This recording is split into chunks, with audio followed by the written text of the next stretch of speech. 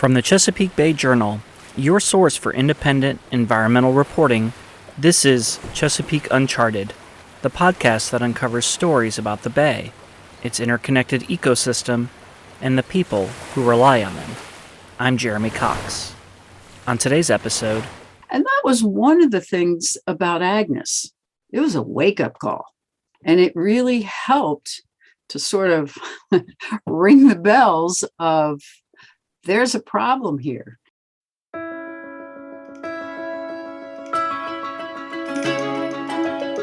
A problem with the Chesapeake Bay.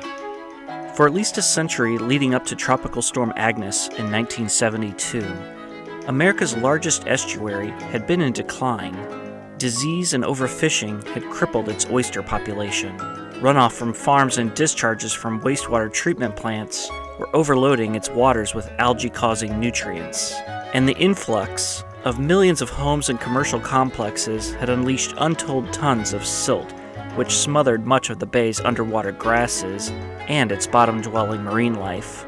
To anyone willing to pay attention, the signs of the Chesapeake Bay's impending collapse were all too obvious. Mary Todd Winchester was one of those people. Her family has been operating a boatyard on the West River in Maryland since 1865. That's 8 generations of family members relying on the same body of water for their livelihood. My family were piano builders in Germany, and they moved to Baltimore, and my great-great-grandfather took a boat ride and ferry and came to West River and loved it so much and bought property, and that's how not many people were repairing or building pianos in southern Anne Arundel County, so they quickly switched to repairing and building boats, and that's how we got into the boatyard marina business. Yeah, because pianos and boats are really not all that different. They really aren't. Underwater grasses are the scourge of boat owners. They can foul up your prop, and you have to stop and remove all that slimy plant material before you can get going again. Winchester raced sailboats in her youth, so she was no fan of the grass. But to my dad, he knew how important they were, and when they started dying off, he says, this is not a good thing. So it was really the 60s when we began to realize things were changing. The bay that she loved was dying, so Winchester resolved that her life's purpose would be restoring it back to health. And that's why I gravitated towards Chesapeake Bay Foundation. The organization known today as the leading voice for the bay and its cleanup was, when Winchester hopped on board, in its infancy. The Annapolis-based organization was chartered in 1966. By 1971, when Winchester began as the secretary to the executive director, it still only boasted about 2,000 members. The group had coined the phrase, "Save the Bay," but that message wasn't really sinking in, as Winchester recalled. Then, in June of 1972, Agnes laid bare the ills of the Chesapeake Bay for all to see. Trillions of gallons of rainfall pummeled the mid-Atlantic over a span of days. Some places got hit with up to 19 inches of rain.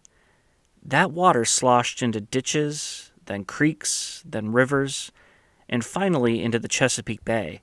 This attack of chocolate-colored water washed an estimated 30 million tons of mud into the bay. As we learned in our previous episode, the bay's ecosystem went into a tailspin, and in some ways, it has never fully recovered.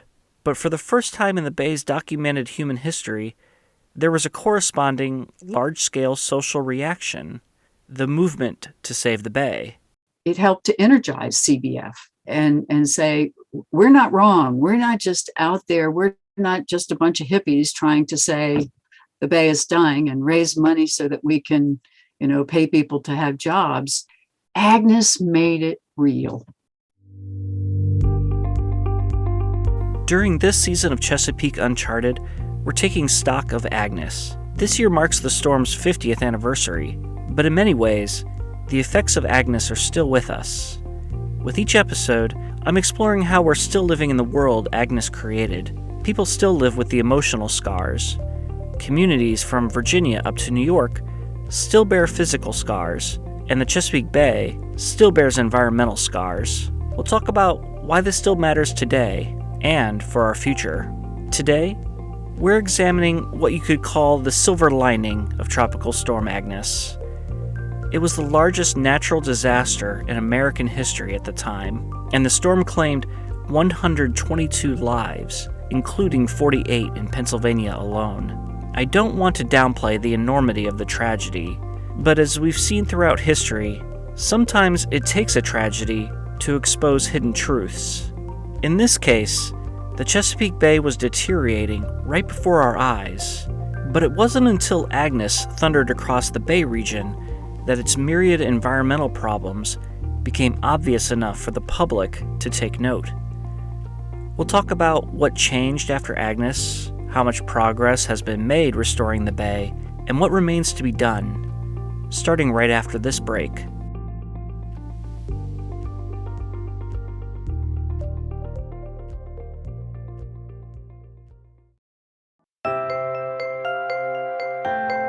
Chesapeake Uncharted is brought to you in part by Greenfin Studio, a marketing and communication firm focused on coastal, environmental, and social projects. They have helped hundreds of organizations engage new audiences and reach environmental goals. If your organization wants fresh ideas to expand your reach and deliver more effective messages, check them out at greenfinstudio.com.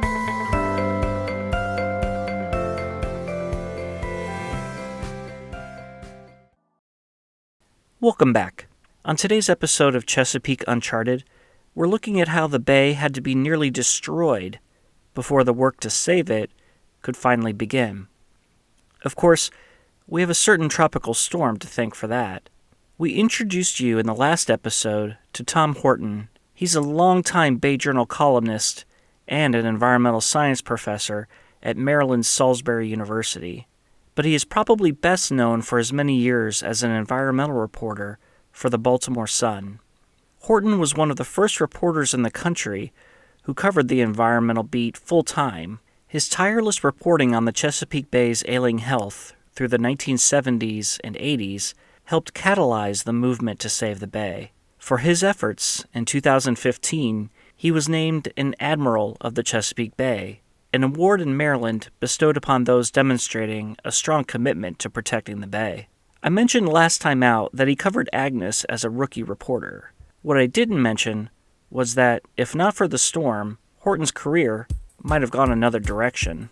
In 1972, when Tropical Storm Agnes hit, I had exited the U.S. Army and taken a job as a young reporter who knew virtually nothing about journalism for the Baltimore Sun. I was assigned to do what turned out to be a raft of front-page stories when Agnes hit, not because of my experience, but because I had a big pickup truck. Pickup trucks were not that common in Baltimore in the 70s, and I could get through a lot of flooded places that the Sun's cars could not.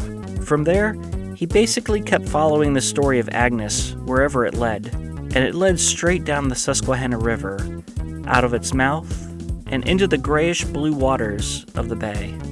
I think when I became their full-time environmental reporter in '74, there were maybe 5 or 6 papers in the country that had full-time environment reporters, but I didn't really think about it much at the time. But I would do, quote, environmental stories every chance I got because I liked getting out around the bay. No doubt about it, Horton says. Tropical Storm Agnes was a seminal event in the history of the Chesapeake Bay. Something in the public sphere finally snapped into place. There was a collective realization that the bay was in trouble, but he stressed to me that the Chesapeake's problems predated Agnes by many years. The bay of his youth was, in fact, no Eden. When I was the age of the students I'm teaching now, you had raw sewage running out. I'd go fishing sometimes after a big rainstorm up in Marshy Hope Creek where I grew up on the Nanticoke. And I mean, you'd hook a lot of fish. You'd also hook condoms, solid fecal matter. It was all out there mixing together. My dad's chicken plant would pour feet and feathers and blood and guts in the river. The tomato cannery, would pour tomato peels in there. That was the way it was. So visually, things could look like hell back then. Then along came Agnes, and all those insults to the environment, the paving, the industrial dumping, the overload of fertilizers, they all united into a giant knockout for the Chesapeake Bay. What happened was Agnes won. Its scope was the thing. It was raining over a large percentage of the whole 6-state, 64,000 square mile watershed. You had historic floods on the James in Richmond, on the Potomac in D.C., on the Susquehanna in Pennsylvania. I mean, all of the big rivers going off at once. That's just unheard of. When Horton finally got out on a boat, he could see how the storm had transformed the bay. The water was so brown you couldn't see anything. I mean, it was about the transparency of a copper penny, I remember thinking. Not real transparent, just opaque, solid brown or copper colored. A lot of bad stuff floating out there. Now the bay watershed's issues were out in the open. But who would give voice to this emerging cause? As Horton recalls, it was predominantly women. A lot of women who had college degrees, sometimes advanced degrees, but like a lot of women of the 50s and 60s had stayed home and raised kids. Their husbands had the career, and their kids raised, they were putting 60, 70, 80 hours a week volunteer into environment, and those were a lot of my sort of mentors, those ladies, and a few men coming up in the 70s. Mary Todd Winchester mostly fit that description. She had gotten married in 1969 and had her first child a year later. She was living in Annapolis and wanted to get involved with something meaningful. She started volunteering with the Bay Foundation, and that volunteer gig soon transformed into a job. She said that in the wake of Agnes, the scientists on the foundation's board were eager to get out on the water to study the impacts to the bay. You could hear them, we've got to work together on this, we've got to study this, we've got to figure out what it's doing and what the outcome is likely to be. I promised you silver linings. This was one of them. Agnes pulled together the Bay region's scientific community, government officials, and environmental advocates like nothing before it had.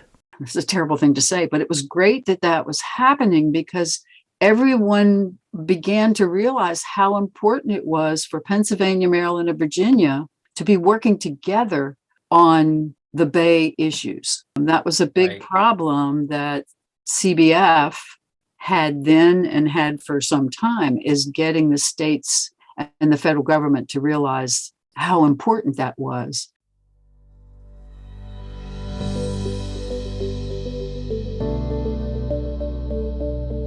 Okay, so there was a collective understanding that research needed to be done. Now came the perennial question: where would the money come from? One of the biggest problems the scientists had was they had to pull together enough people to get out into the field and figure out what was going on and do tests so that they could get, Gene Cronin was just huge on baseline data. We've got to get the information. We can't just say, oh, this is what happened. And so they had to scramble. They needed equipment, they needed people, and they didn't have the money. And they just said, let's just hope the money comes. As I talked with people who were there, I kept hearing the same three names mentioned over and over again. They loomed so large in the Chesapeake research arena that they were often simply called the Troika. You just heard about one of them, Gene Cronin, of the University of Maryland's Chesapeake Biological Laboratory. The other two were Don Pritchard, the founder of Johns Hopkins University's Chesapeake Bay Institute, and Bill Hargis, director of the Virginia Institute of Marine Science. They were really fighting among each other for resources to do their research. And this is all before Hurricane Agnes hit. This is Kent Mountford, a noted scientist in his own right. At the time of Agnes, he was working as a private sector researcher on the shores of the Chesapeake. There wasn't much money available for Bay research in those days, so there was a lot of competition for what was available. Agnes forced these three titans of Bay scholarship to discard that adversarial model. Mountford said. They finally decided they would work as a group and share the funds and, do things more cooperatively. And that's where CRC, the Research Consortium, came from. Yes, the Crucible of Agnes solidified a new partnership, the Chesapeake Research Consortium. The document creating the organization was signed in February 1972, but only existed on paper 4 months later when Agnes hit. Although the research funding wasn't immediately forthcoming, these scientists ventured out to study the aftermath of the storm anyway. They worked under often trying circumstances. They had to act fast. There wasn't time to map out the perfect experimental design. They sometimes ran short of containers to collect samples. They usually couldn't hand off tasks to clerks and technicians. Those positions didn't exist yet. The result, though, was a peer-reviewed, book-length examination of everything from blue crabs to shoreline erosion. These days, when it comes to the turning point in the movement to revive the Chesapeake Bay, most observers point to the 5-year study that was released in the early 1980s. And they're right, it was a huge deal. You can draw a straight line from that study to the 1983 signing of the first Bay Agreement, which launched the federal and multi-state partnership that oversees the restoration to this day. But let's go back to 1972. Aside from shellfish and fish monitoring, there were no regular scientific surveys conducted within the Bay watershed. If you were a scientist trying to figure out what was going on in the Bay, the only data at your disposal were from tide and stream gauges and National Weather Service stations. Agnes kicked off the most intense period of monitoring that the Chesapeake Bay had ever witnessed. What do you think of the long-term lessons that we learned from Agnes? Well, value of a really sound monitoring program. Cronin, even while we were still on the wrong side of the coin with him, he said to me, you need to have at least a dozen stations in that bay. You never stop sampling. It's so important to keep your finger on the pulse. You can tell when problems are coming. You can tell whether you're making progress, and it's pretty slow in the Chesapeake. 50 years later, the Chesapeake Research Consortium is still going strong, and monitoring takes place in just about every way you can imagine, from satellites in space to dredges scraping the muck on the bottom. And it's no longer restricted to people with advanced academic degrees. Environmental groups have trained armies of volunteers to grab water samples and take all kinds of readings. And yet, all the data in the world won't do you any good if the public isn't interested. How did Agnes change the way regular folks thought about the Chesapeake Bay? We'll talk about that after this last break.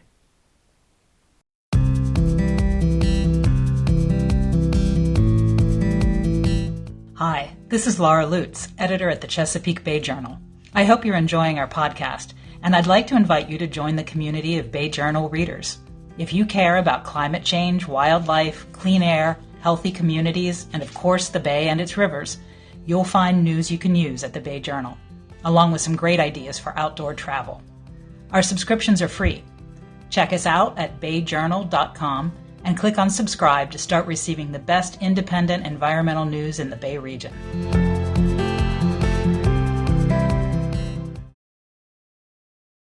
Hello again. With this episode of Chesapeake Uncharted, we're looking at how Tropical Storm Agnes altered people's perception of the Bay.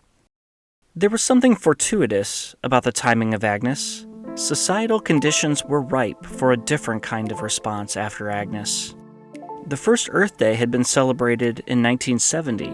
Later that year, the U.S. Environmental Protection Agency was created, and the following year saw the debut of the so-called Crying Indian TV ad, a melodramatic but important plea for Americans to respect nature.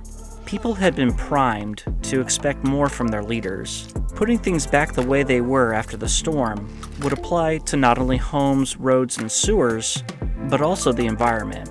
Nature was now part of our shared infrastructure. For many people of a certain age in the mid-Atlantic, when you say the flood, they know you're talking about Agnes. The storm was a watershed moment in their lives. For some, like Elizabeth Andrews, it instilled a lasting concern for the environment. Andrews was 10 years old when Agnes struck. She and her parents lived in Northern Virginia. They were inside the D.C. Beltway, but the area was green and lush. Not at all like the gray and concrete world that surrounded it. We backed up across the stream. There was a horse farm, so quite a bit of acreage and a nice barn and horses, a very idyllic, bucolic view. And we had about an acre, and it was an undulating kind of a hilly terraced yard. And the people who lived there before us had put in some beautiful gardens. This included a walkway that she fondly remembers as the Yellow Brick Road. Because it was kind of very pale yellowish pavers, and it wound its way down the hill. And at the bottom of the hill was a little meandering stream inhabited by a storybook collection of creatures. Crawfish, ducks, you name it. It was a little girl's paradise. Agnes brought an unimaginable amount of rain to that tranquil sanctuary.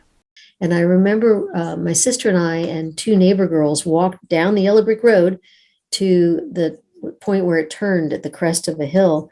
And we looked down on these floodwaters that had come up in the yard, halfway up these hills. And we couldn't believe it. It's because the stream had overflowed so much. And when it left, the fence that was along the left side of our yard was completely filled with trash. I remember that was remarkable to me. Andrews never dreamed there could be so much trash in one place. What happened next, though, was worse in her mind. The thing I remember the most that was most invasive, which was the county decided that they had to stabilize the stream. So they came through with a bulldozer and they straightened it, and they put huge chunks of broken concrete culverts in the bank to help stabilize it. And so that was not only really ugly to look at, it went from this beautiful, green stream to having these chunks of concrete on the bank. The crawfish never returned.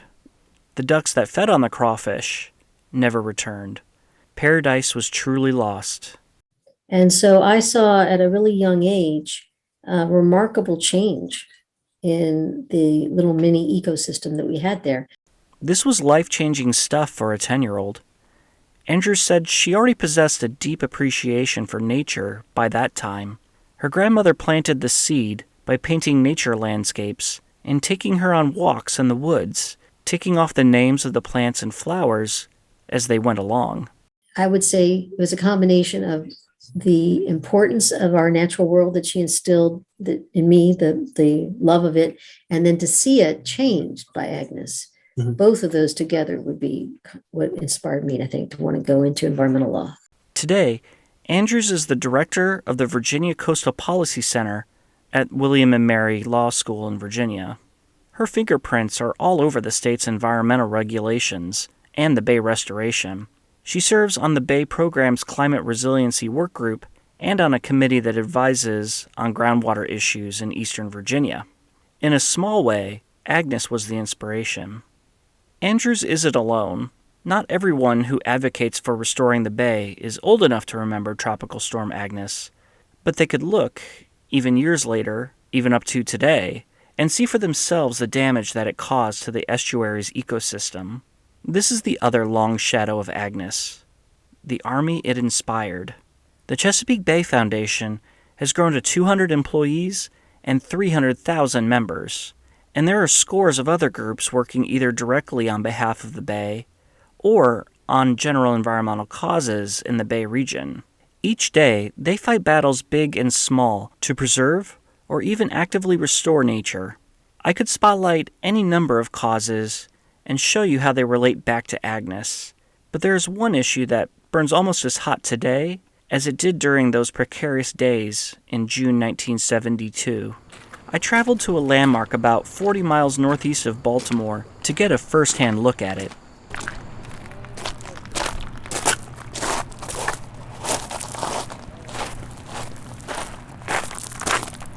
I'm walking down to the edge of the water here, about as close as you can get to the dam itself. You see this huge concrete structure that looks like it was built, 80 years ago, which it was.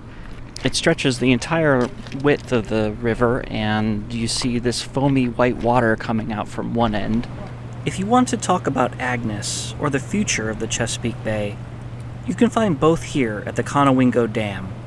The hydroelectric facility impedes the path of the Susquehanna River, the largest source of fresh water to the bay. With lots of water comes lots of potential for pollution, and Agnes brought that nightmare to life. Millions of tons of silt came gushing down the Susquehanna and through this dam, smothering life in the upper bay. Much of that sediment was scoured from the bottom of the reservoir behind the dam. We talked about this in our last episode, so let's bring the conversation up to the present. Hey, Ted. Yeah. Hey, Ben. Man. Nice to meet you in person. You too. Welcome to the dam. Oh, damn. Ted Evgenides is the Lower Susquehanna River keeper. The group has been locked in a long-running dispute over management of the dam. We've been working on the relicensing of Conowingo Dam since 2009, and here we are 12, 13 years later, still working on it. As you can probably imagine, the details here are complicated, but the broad outlines are not. At issue is whether the Federal Energy Regulatory Commission, or FERC, should extend Constellation Energy's license to run the dam for another 50 years. If you're an environmental group, it means this is your chance to extract environmental concessions in exchange for the continued operation of the dam. You won't get another chance like this for another half-century. Groups like the Lower Susquehanna River Keeper have several qualms about the license's provisions. But if you were looking at the issue through a Chesapeake Bay lens, as we are, the one you probably care about most is what happens to all that silt, aka sediment, trapped behind the dam. Agnes scoured loads of it away in 1972, but 50 years of storms and ice melts have rebuilt that underwater mountain of mud, and then some. So this dam is now stockpiling nutrients and sediments and pollutants behind it at a level that supersedes what was there during Hurricane Agnes. So they call what's happening right now dynamic equilibrium, which means that there's no more trapping capacity left behind this dam. So when we see, frequent storm events and when river flow increases, what's happening here is scour. So everything that's behind the dam and all those sediments are now being scoured, and they always did. But now what's happening is it takes a lot less volume of water to create scour. Meteorologists estimated that a flood like Agnes has a chance of happening once every 100 or 200 years in the Bay region. That doesn't mean we're safe until the 100th anniversary of Agnes, though. It means that this kind of storm has between 0.5% and a 1% chance of happening in any given year. Much depends on the outcome of the relicensing saga because of two big factors, Evgenides said. One, there's even more sediment crowded behind the dam than in Agnes's day. And two, climate change is increasing the frequency of such storms. The probability of us getting another 100-year, 200-year storm event is quite high. It's going to happen. So when that storm does happen and it takes over this region like Agnes did, forget it. What happened during Agnes is going to be multiplied and pick a factor, because in my opinion the Chesapeake Bay is absolutely it's dead, more so than what happened during Agnes, just because of the surge of fresh water plus what's coming out behind these lower Susquehanna River dams, including Conowingo. With all the parties involved, the environmental groups, the dam's owners, the state of Maryland, the federal government, the relicensing story has had a lot of twists and turns. The Maryland Department of the Environment must certify that the dam's operation won't hurt water quality before a license can be approved. It did so in 2018 under the condition that the dam's ownership must clean up the nutrient and sediment pollution passing through the structure.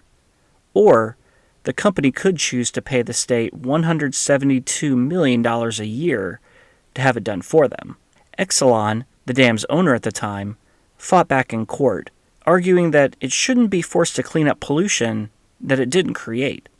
An out-of-court settlement resulted in 2019, in which the company vowed to spend $200 million over 50 years on a long list of environmental projects. In 2021, FERC signed off on the deal. Now, environmentalists have brought the case back to court. Maryland originally prescribed $172 million per year every year for 50 years, $8.6 billion. What's now currently in the license agreement is nowhere near that. We're talking less than 1%.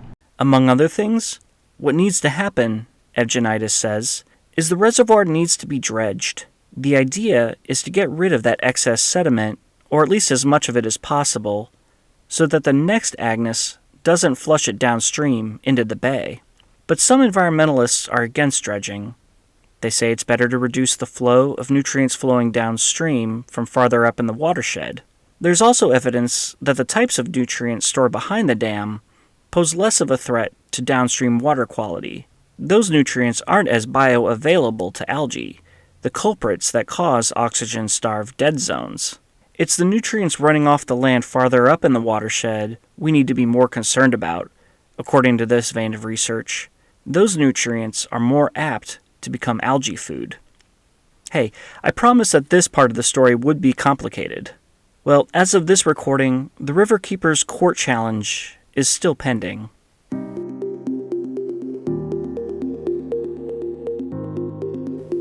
The restoration of the Chesapeake Bay has been ongoing for nearly 40 years, dating back to that first Bay Agreement in 1983.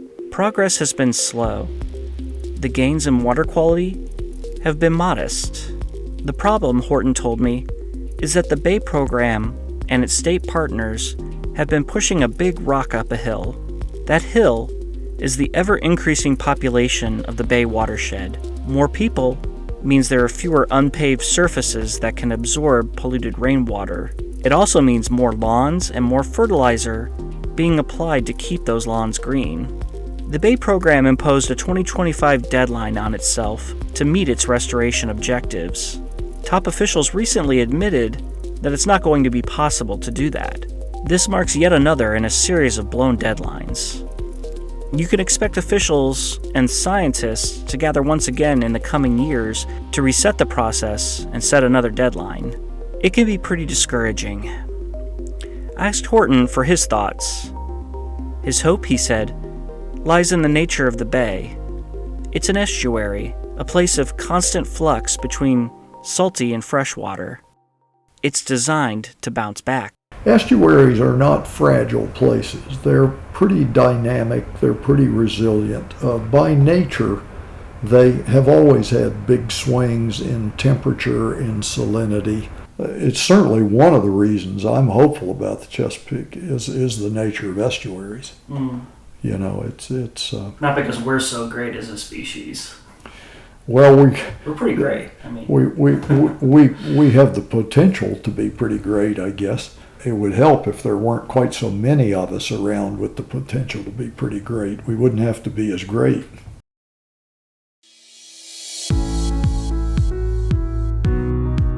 Greenfin Studio combines creative design, strategic marketing, and scientific expertise to deliver for our clients. Visit greenfinstudio.com to view their portfolio and ask them how they can help you. Chesapeake Uncharted is brought to you by the Bay Journal, your source for independent environmental news in the Chesapeake region. Production for this episode was by me, Jeremy Cox. The story was edited by Laura Lutz. Our marketing and advertising director is Jackie Kane. You can find more episodes of Chesapeake Uncharted on your favorite streaming service or at ChesapeakeUncharted.com. If you like what you're hearing, sign up for a free Bay Journal news subscription at BayJournal.com. Until next time, this has been Jeremy Cox. Take care.